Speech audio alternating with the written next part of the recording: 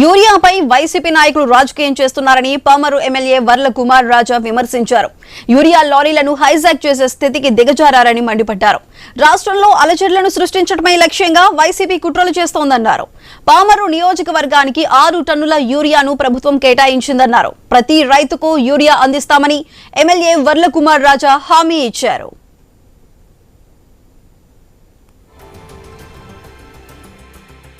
వచ్చిన 14 నెలల్లోనే సాగు కాలంలో మురుగు కాలను అభివృద్ధి చేస్తున్నాం. నీటి సంఘాలను వేసుకున్నాం, రైతులనే భాగస్వాములు వేసాం. అంతేకాదు ఈరోజు పిఎస్సి కమిటీలు వేసాం, 3 మంత్ కమిటీలు వేసాం. తద్వారానే ఈ ఎరువులు కానీ లోన్లు ఇవ్వటం కానీ ఇతర కార్యక్రమాలు కూడా చేస్తున్నాం. ధాన్యం డబ్బులు 24 గంటల లోపే పోయిన సంవత్సరం అందించాం. రేపు కూడా అదే రకంగా ధాన్యం డబ్బులు కూడా ఇచ్చే బాధ్యత మాది.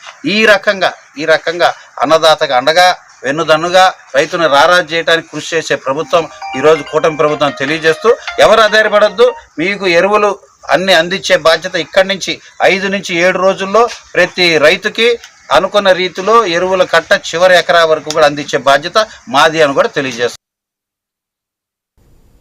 చైనా అధ్యక్షుడు